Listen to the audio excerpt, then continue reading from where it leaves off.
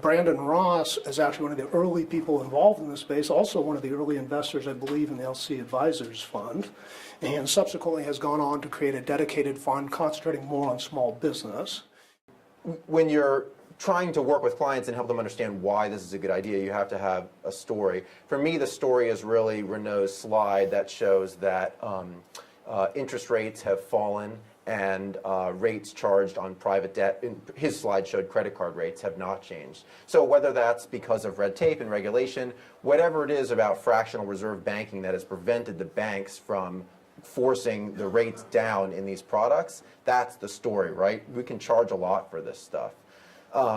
What does it replace? Like I said, for me, it replaces equities, because I think especially as you push above consumer debt, my fund has returns more in the 15% range. As you push above 10%, you really start to get into returns where even with some kind of a small value tilt, emerging markets, whatever it is, it's tough to convince yourself that you're going to get returns at that level.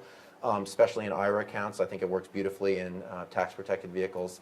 And also, of course, with the rising, with the possibility of a rising rate environment and the fear of inflation, I think it works well to protect, to fit against fixed income.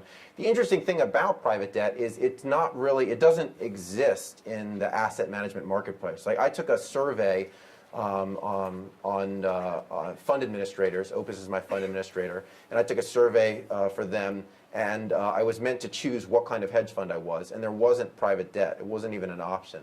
So it's sort of the double duty for wealth managers to both explain what private debt is and then convince people that they should have it.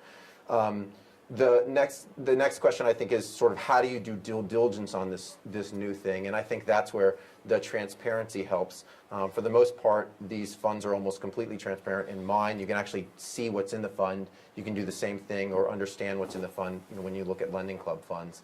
And then finally, the question, I think, is how do you convince investors that they should own this? And that has a lot to do with downside risk. So sort of working all the way back to your original question, most of the fear is not around what happens right now. Everyone likes the idea that they're going to get 10% returns in consumer debt or 15% in business loans or whatever it is. It's, well, what will happen when there's a recession? The way I typically tell that story, in addition to talking about how Lending Club's data is available and you can look at the data and so on, is I pull up the Federal Reserve's G19 report and I show how persistent, I show there's $850 billion of consumer debt, and I show at what rate it's revolved for a fairly long period of time, 13%.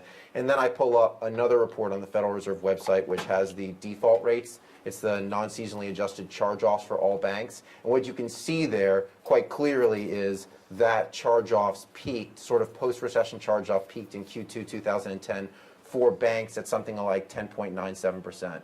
So this is a kind of a worst-case scenario in which the gross rate minus the charge-offs rate was still positive, and that tends to settle a lot of people's nerves, and that's usually how I tell that story.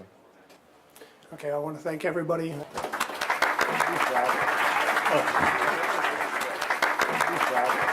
Oh.